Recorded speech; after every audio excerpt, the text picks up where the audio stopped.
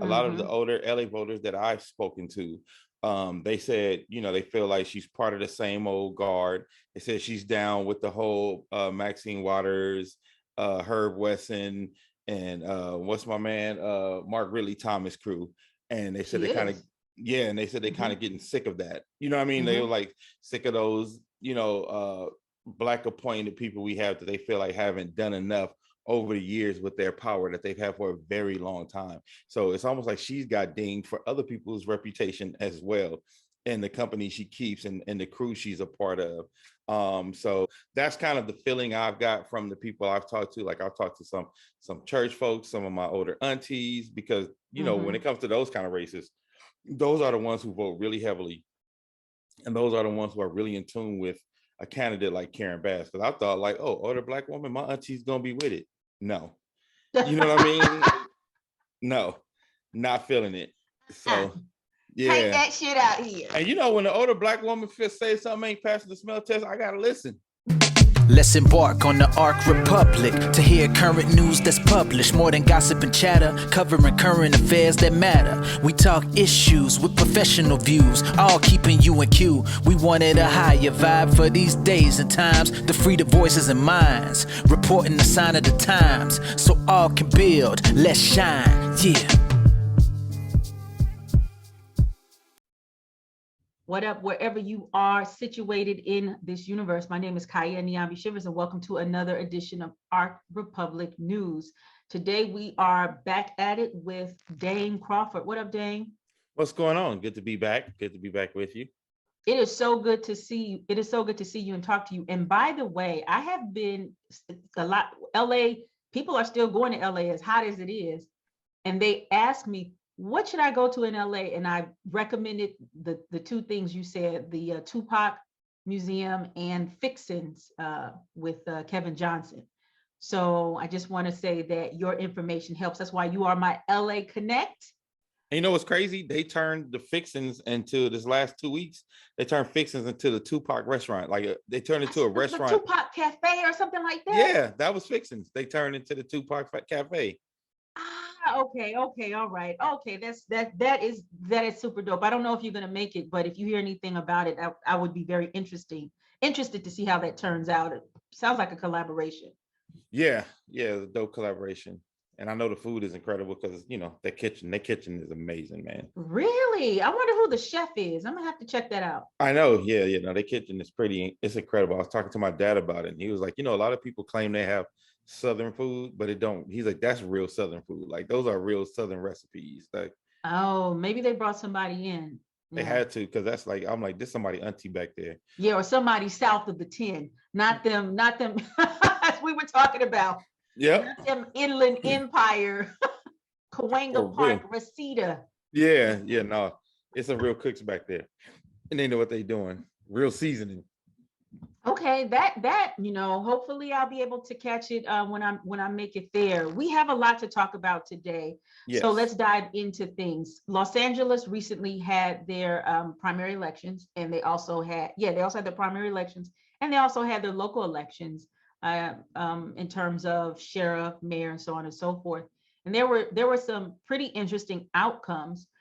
We have been interviewing or have been talking about Eric Strong. You brought Eric Strong's name to the table. Eric Strong is an African-American, 30-year in the game police officer who decided to run for LA County Sheriff up against Alex Villanueva and some other people, Robert Luna, Cecil Rambo, April Saucedo.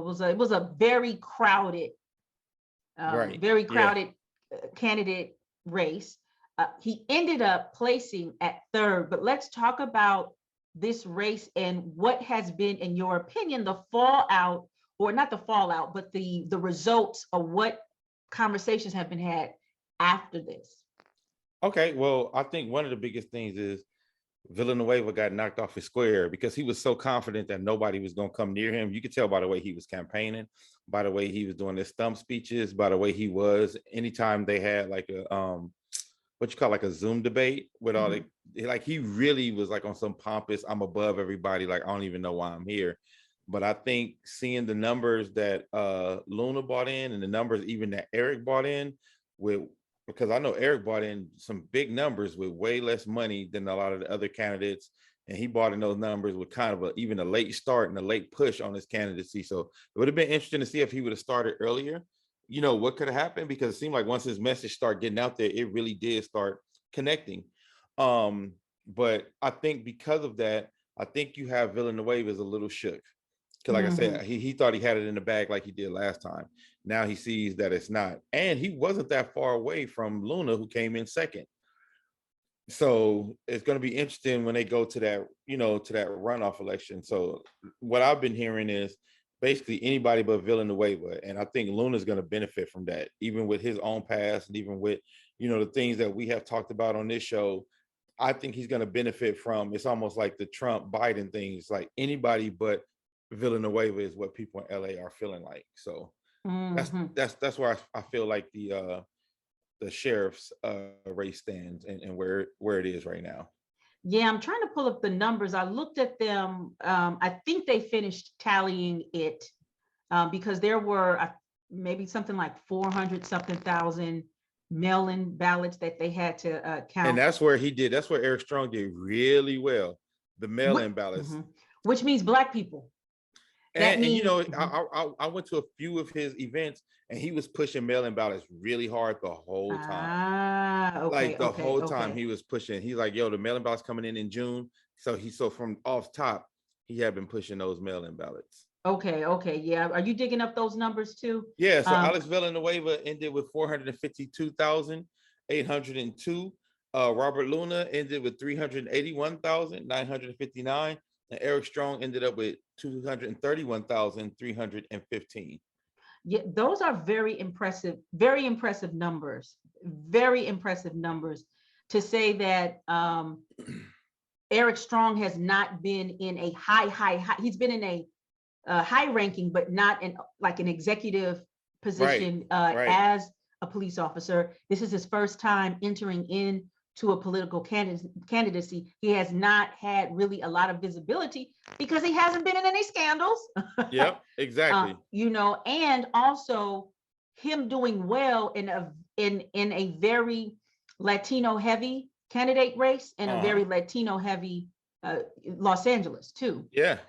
This is very impressive, but it also shows what I was speaking with Cedra Sherrod Strong, Eric's wife, is what's coming out now is the breakdown in the Latino community. And the whole idea that all their skin folk ain't they kinfolk. And a lot of these communities have been suffering under the same deputy gang regimes that have wreaked havoc in Black communities as well. Yep. So right now, even though Eric Strong, he placed third, it was a strong third. I forgot the percentage. I think like Villanueva had 30%. Villanueva had 30%. Luna had 23, and Eric was right there at 17. Yeah, that's very impressive. And I'm really, people, I'm really upset. Let me finish my thought. I'm really disappointed with LA Times. I went off on them on Twitter. I rarely jump on Twitter, but I was on that yes about last week about, they put out something on Juneteenth. I just and saying how they haven't really done the due diligence in really covering Black LA. And I just went, it was like a 7-8 tweet rage filled, yeah, like you have consciously and intentionally have done that. So you do this a couple of weeks, before you're saying that Eric Strong is not ready to oversee the LA County Sheriffs, like, in your thing, but which then pushes up an Alex Villanueva and a Robert Luna, who have a long, troubled, racist, sexist history. And I think that endorsement helped Luna a lot. But like you said, LA Times they've been trashed for a minute. You know what I mean? They've been trashed for a minute, and it's been specific to exclude us. It's been specific to not care about our stories, specific to not care about, like, it's almost like they exclude us, like we not a part of the community. It's very weird, especially after all of this time. Right. And also, when I was a writer in Los Angeles, when I was a reporter, journalist in Los Angeles, a lot of those reporters at the LA Times would not dare go to a Compton, a Watts, a Linwood, the east side of Long Beach. Right. They wouldn't, because they were scared. And so I even had a time or two where a journalist, because journalists also collaborate or they get resources from each other, asked me, could they get some of my quotes for a story, because they would not dare go to Compton. Go there by themselves. Yep. But here you have these people covering or not, as we know, covering these communities. So you are very right. That actually thing about Eric not being prepared bolstered Luna, because people are looking at, well, who is it that we do vote for? Yep. Right. So I mean, but that's political. It's political. Right? So it's being political, but not trying to appear political. It was very political and very strategic, right? So now there's going to be a runoff for LA County sheriffs. And you said something when we were talking about this that was hilarious. You were like, it's kind of like deciding if you want to have cancer or AIDS. Right? Yeah, that's what it feels like. It's like, which one? Mm-hmm. Both terrible choices. Yeah. But we're gonna have to pick one or sit it out. That's right. That's where it is. Right. However, was it the LA County supervisors thinking about removing Villanueva from the post? Post? Yeah. Right. So this is so then you have whoever the 400-something-thousand people are that voted for Villanueva, right?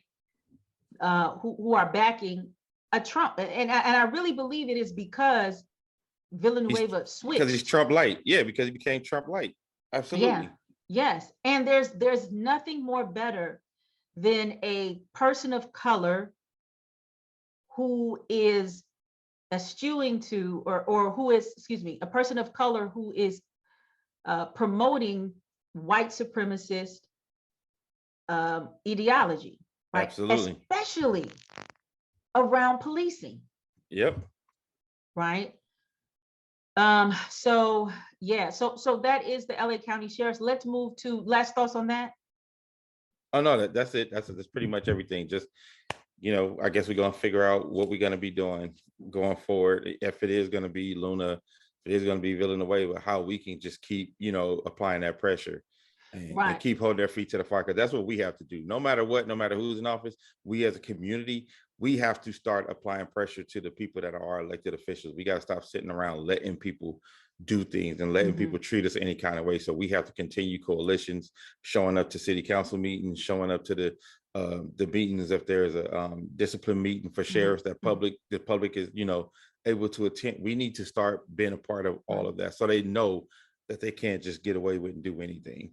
Right. And we talked about this because we interviewed a former Long Beach police officer, Quincy, who was fired, but ended up suing the department for what was very clearly some very racialized, discriminatory treatment on their behalf. But Robert Luna is the one who was the chief of the department. So people are talking about anybody but Villanueva, but then you have this Long Beach villain. And I remember when I was covering a story, this is back in, I want to say roughly 2003, 2004, and it was about the juvenile justice system.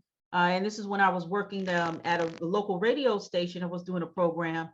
And I remember the lawyer who was representing the family, because juvenile court is different.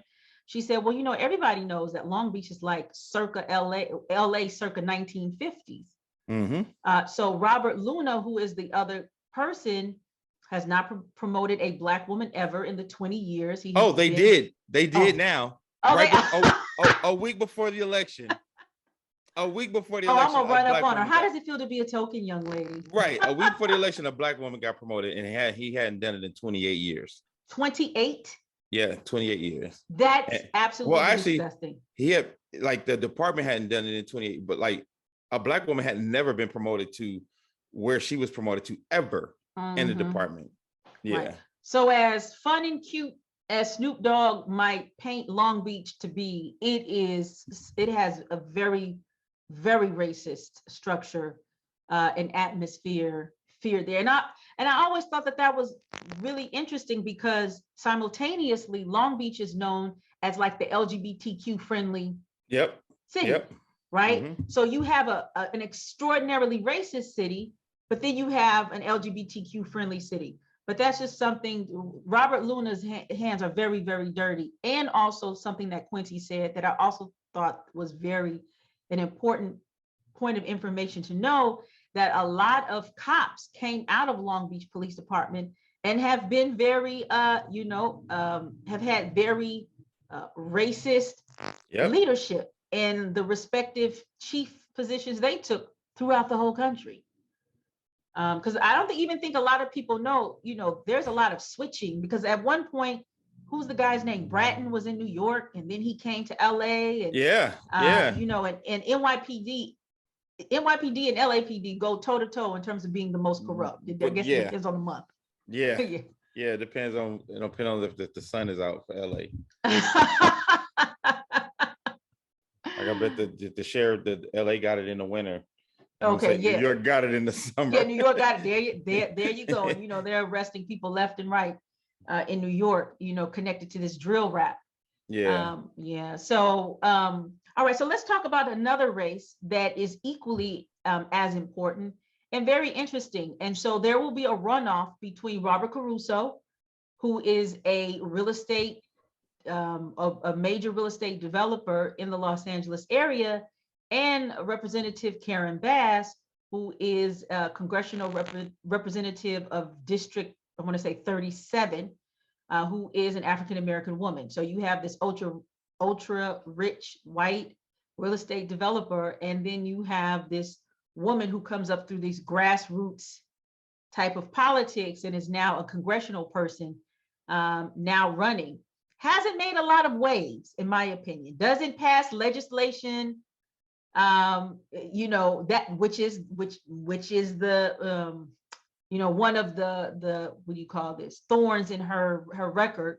But she maintains a pretty clean, she's pretty safe reputation, right? She's been pretty safe on the outside, as Sharice was told me. But is up against, and from what I understand, people thought that she would not be one of the main people who would, or one of the people in the runoff. I said, oh, okay. What are your thoughts on this?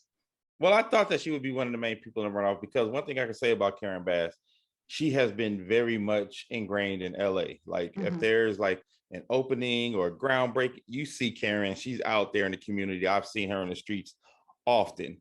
But I think the thing that dinged Karen a little bit with the older Black voters, older Black voters are very unforgiving.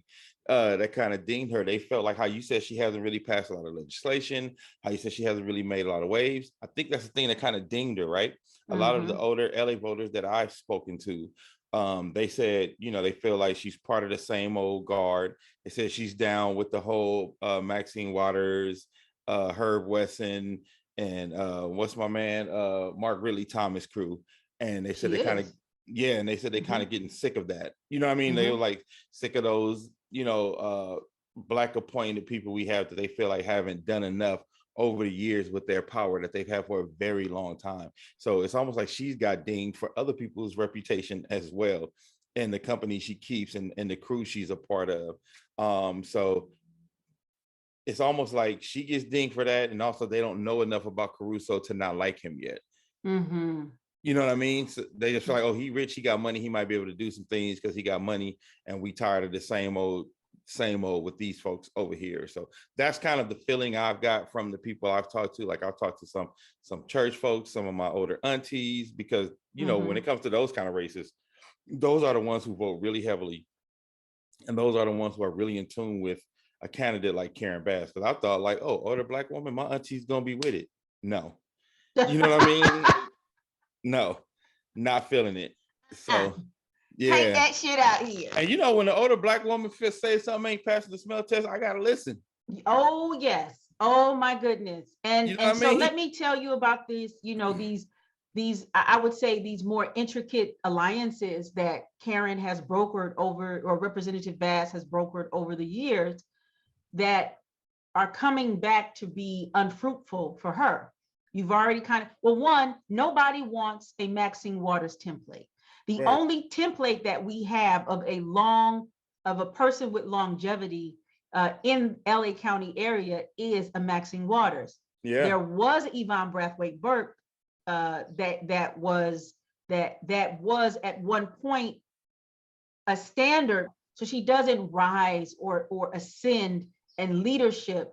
I was wondering what happened to her. Oh yeah, and this is, and when I was a high school girl, and then she also had snakes in the water around the people who she worked with. She was very lovely. She wasn't, her demeanor, she was firm, but she was firm, but it seemed like she was somewhat fair, and she wasn't, how do I want to say, there's a bite that Representative Maxine Waters has, that everybody has been on the other side of, even me, as a journalist.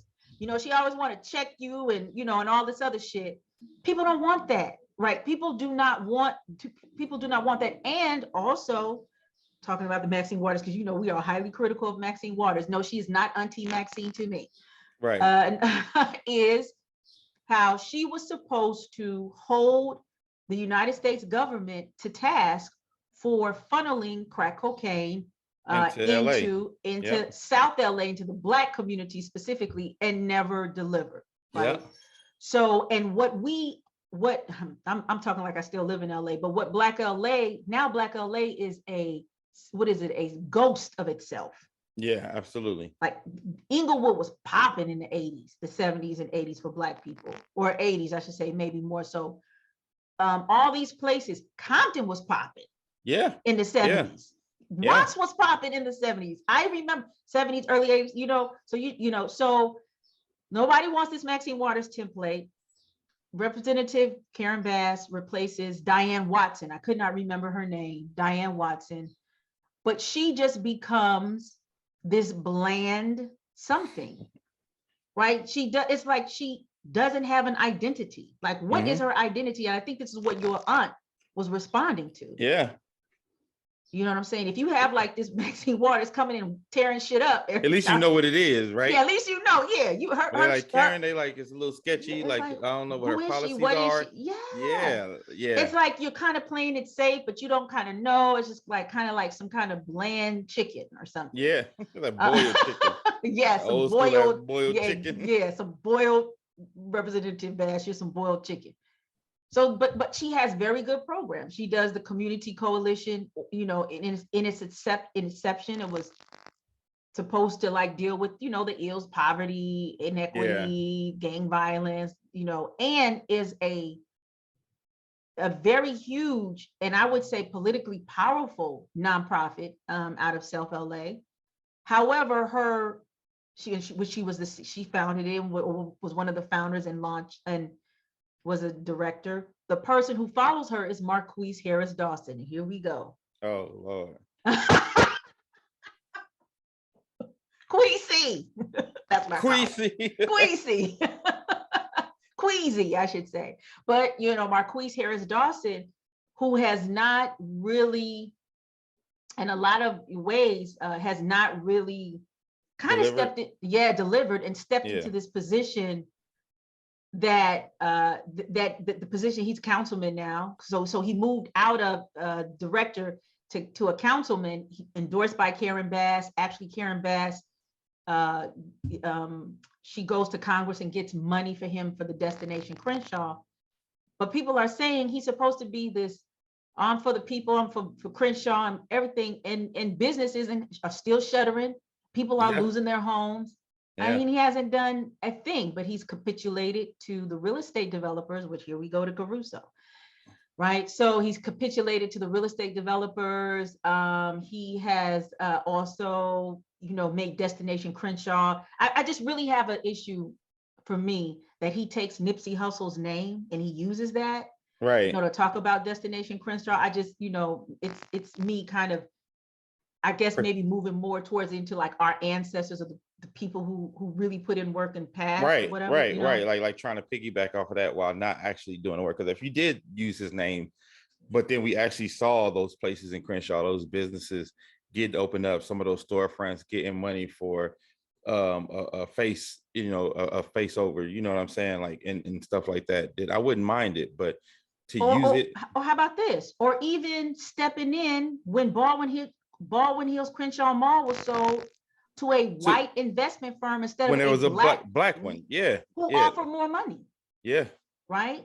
Yeah. So yes. And Marquise Harris Dawson, why were you in Newark at the investment zone business several days after Nipsey Hussle died when he was so bent over? Okay. T.I., Charlemagne. Okay. All right. So she has that tie, but then she also has a tie to Margaret Lee Thomas, who is facing a 20-count indictment of corruption that is connected to him taking bribes and also asking for his son, who had a sexual assault allegation towards him, finagle a position and be a tenured professor at USC at a time where USC is reeling in that $1 billion lawsuit with that old weird, disgusting doctor, gynecologist, right? Yeah. So when that came out, remember we talked about it. Karen Bass went silent. Yeah. She went stealth up in there. Yep. It's so important that we break this stuff down. I mean, give me some insight, brother. I'm so sorry. It feels like I be more into the politics than anybody else. I don't even live there no more. Well, yeah, no, but like I said, that's what you're talking about is all the things that has people checking her temperature in regards to, what they feel like she could do. Do they really want her as the mayor? I think that vote of confidence that you usually get as a Black candidate, she doesn't have it, and the community as strong and as you would want to, like that stronghold that you would think she has, she doesn't have. And I think that's very interesting and very telling that even a lot of the Black celebrities have been endorsing Caruso, which I think is interesting, like knowing that Karen Bass is in the race. And to me, that says something, you know what I mean? And I don't think it's just about, Caruso has money. I think there's really something underlying there to where you got Black LA celebrities endorsing Caruso. Then you have older Black women and Black churchgoers and older Black voters who are like, something about her don't pass the smell test. And I don't know if I'm really rocking with her. Like, I don't know. There's a huge distrust, I would say. And it could be, like you said, because when somebody play too much to the middle, like I'd rather know where you stand. And I think that's where some of the distrust comes from. Like, she's playing way too much to the middle ground. And I think because of that, we haven't seen any concrete policy. We haven't seen concrete, like, at least Maxine will come out and say, right? Maxine gonna talk her ish, okay? She's gonna talk her ish. And I don't feel like you haven't had that from Karen Bass. So people are really like, I don't know. And then also another thing is that, because I was like, honestly, well, who is Karen Bass? She's one of them West Side Black folk, Venice area, whatever. You know what I'm saying? Maybe she knew a Shoreline Crip or two. Right. Or two. Yeah, so if kind of like the breakdown of Los Angeles, like a Black person living on the West Side over there by Venice Beach, you're not the same as a Black person. Yeah. You're not built like on the East Side. No, it's different. It's totally different. Yeah, you're not built like an East Side person. Not a person, definitely not a person on the East Side, but definitely somebody, let's say, east of La Brea. Right, exactly. So exactly. I think that also has to do with it and everything. And from what I understand, and this is in me talking to Sharice, she's also a very by the book person. Oh yeah, get that thing. Yeah. Yeah. Don't you hate that? Oh my gosh, yeah. So Dwayne, I called you Dwayne. Sorry about that. I'm giggling. Yeah. So another thing about this, and then we can go to Caruso. Let's see how much we could, provide a critique with him. Is that real Black LA? Not that celebrity Black LA, which we're going to talk about in terms of how it's connected to Caruso, real Black LA, you've got to go to some churches, not churches, because they are extremely Southern. Yeah. Black churches in Black LA are 5 years apart from a Mississippi shack. I'm telling you. Like for real, legit. It's very family. It's very, I mean, I remember I went to, because I was raised Catholic, but I remember I went to my high school coach who was a pastor, not Sharice, Dietrich Lockhart, Mr. Lockhart. And it was, I was thinking, for me, church has always been like these huge, cathedral-like buildings and stuff. And I know it's like a small little building and like 30 people there. And I was like, that's your church? Yep, exactly. That's my church. Yeah, so Karen Bass needs what you were saying. This is exactly what you were saying, how the Democrats suffer from bad PR. They're terrible, man. So we've talked enough about boiled chicken. Let's go. I'm sorry, Representative, I love you, girl, but you need to get your PR people on this for real. For real. And you need to get you some locks and something. So okay, so let's. You need to jazz up your wardrobe. You need to do something. Something. But please don't go to the person that supplies Maxine Waters wigs, please. You look like they're gonna move it by themselves. I know. I love you, Auntie. But okay, so and we say all this with love, you know what I mean? So let's go to Robert Caruso. These are the things that I know about him, other than him. So he's huge in local real estate and large commercial real estate. Yes. The Grove. There's been some really large developments that he's been a part of. He's a billionaire, so he's very heavily. A lot of people don't know that he has been in bed with Eric Garcetti. Oh, I didn't know. This is the part, right?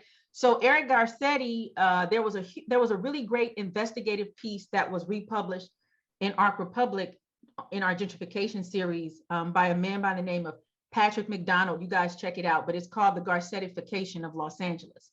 And it walks you step by step how Eric Garcetti used his mayoral position to usher in this real estate developing residential as well as commercial, but then pushes out poor and vulnerable Black and brown communities, mostly in and around downtown. Downtown is more Latino, but throughout all of LA. And he had this moniker called Boom, or this tagline called Bill Baby Bill. That's what it was called. Yeah.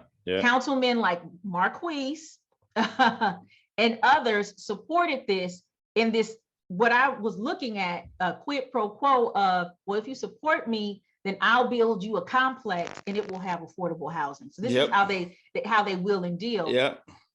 But they're still doing that. Like all down Crenshaw, still doing that. Like building these condos, these luxury condos, and they'll say it's going to have affordable housing. But what they do, they build them. They'll probably have, out of a building of 40 something condos, they'll have 3 or 4 affordable on the first floor that will go to, you know what I mean? They can run up into your spot. Yep. And then what's affordable, right? Because we don't even know what those numbers look like. Right. That's a very great point. So that is still going on. But what happened is that Eric Garcetti campaign or initiative, which lined the pockets of a lot of people, displaced a lot of folk, ended up ratcheting up homeless population incredibly. It's the homeless population in LA is off the chain. It is that's the part that one of the things that shocked me the most, other than the traffic. It's crazy traffic in LA now. I thought it was bad when I lived there, Jesus.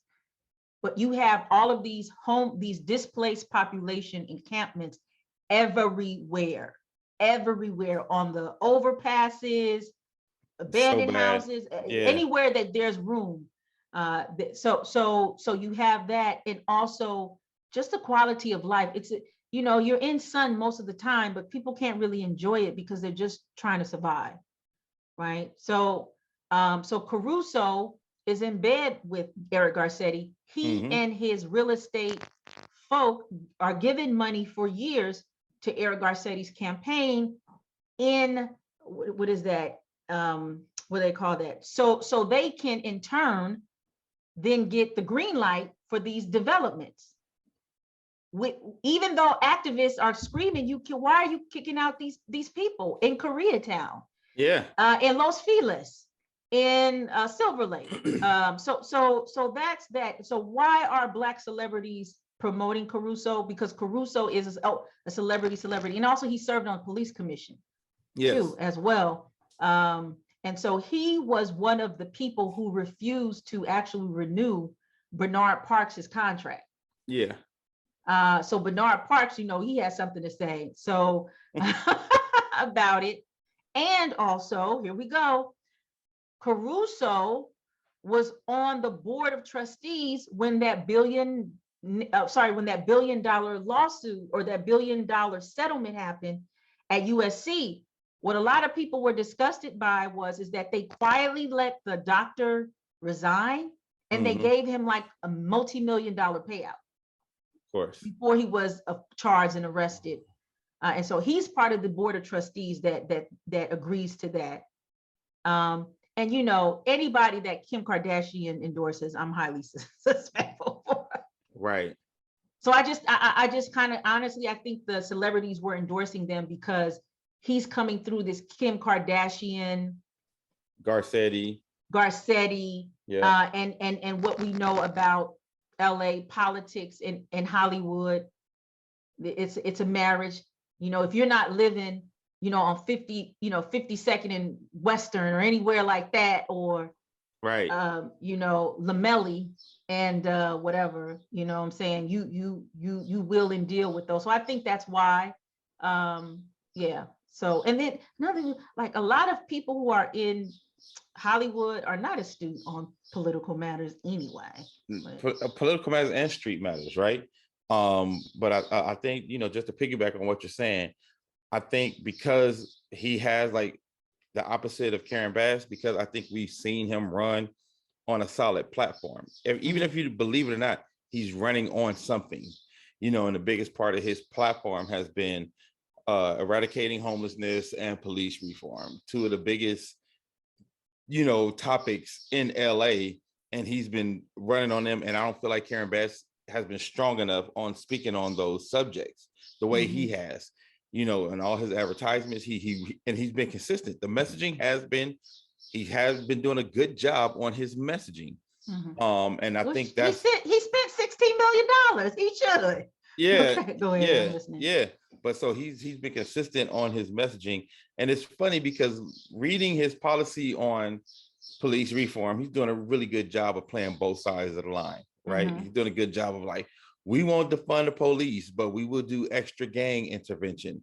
We want to put more police on the streets, but we will be against discriminatory practices. It's like for every talking point that you would hear somebody use for Blue Lives Matter, he has an opposite talking point from Black Lives Matter that he addresses in the same way. Very interesting how he's doing that shit. Smart, scary smart, but sounds like a nice Trump-Bloomberg to me. Right. So it's like he's giving quote unquote solutions for problems that he caused. Right. That's basically what it is, right? So he strong-armed Bernard Parks not to have a second contract, but they said he was absent 40% of the meetings with the police commission. But that's a really great point. Is that when you don't have a very strong platform that you are promoting, then you will be boiled chicken. Yeah. Even if your message is better, even if you might be more for the people, if your messaging is not where it's supposed to be, your messaging is not, done the right way, doesn't matter. Right. But also let's even add to I did just briefly mention it. I mean, he didn't ask for money. He just pulled out of his coffers $16 million. And I want to say she had 800,000 or maybe $1 million, which is, is a lot for us, right? In order for what it is that she's doing. So they are going to the runoffs in November in terms of mayor. We will see. I think also one of the big determining factors is what is going to happen in Los Angeles between now and November, right? Which there are a lot of things that could happen. Well, between now and November. Also, another thing is Caruso was a Republican. He's aligned. He's a party jumper. Yeah. Or an independent or something like that. But yeah, so we'll see. Already, I mean, hell, Biden is doing a bang up. He's